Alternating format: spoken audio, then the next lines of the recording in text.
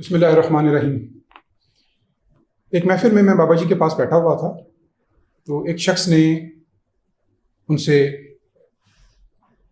بات کرتے ہوئے یہ کہا کہ مجھے آپ کچھ تلقین فرمائیں اور جو میں اپنے زندگی کے اندر امپلیمنٹ کروں اور وہ میرے لیے جو اس کے نتائج آئیں وہ بڑے دور رس ہوں۔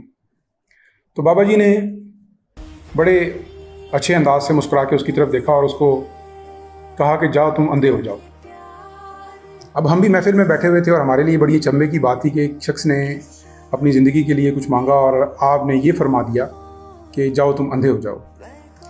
اس پر استفسار کیا تو آپ نے فرمایا کہ اندھے ہو جانے کا مطلب یہ ہے کہ تمہاری دو آنکھیں ہیں، ایک دائیں اور ایک بائیں۔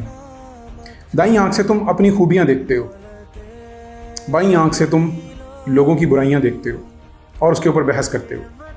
جب تم اپنی خوبیاں دیکھتے ہو تو تم کبر میں مبتلا ہو جاتے ہو، جب تم دوسروں کی طرف معترض ہوتے ہو، ان کی برائیاں دیکھتے ہو تو غیبت کا شکار ہوتے ہو، اور معاشرے کے اندر بے ہنگم پن اسی وجہ سے ہے۔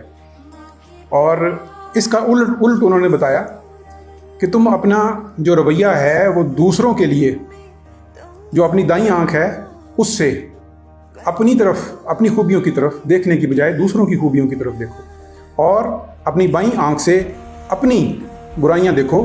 جو دوسروں کے اندر تمہیں نظر آتی ہیں وہ پہلے اپنے اندر ڈھونڈو اور انہیں درست کرو۔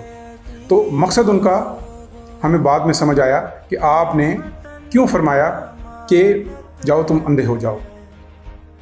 ہمیں بھی آج اس ہی طرح کی نصیحت کی ضرورت ہے، ہمیں بھی آج اس ہی طرح کی ڈائریکشن کی ضرورت ہے کہ ہم اپنی برائیاں اور دوسروں کی اچھائیاں، اس کے اندر توازن کریں اور دوسروں کی اچھائیوں کو اپنانے کی کوشش کریں، اپنی تمام تر خوبیوں سے بے خبر ہو کے، اور دوسروں کی برائیوں کو اپنی برائیوں سے، اپنی برائیوں کی بے خبری سے اپنے آپ کو نکالیں اور ان سے خبردار ہو کر اپنے اندر اچھائی پیدا کریں۔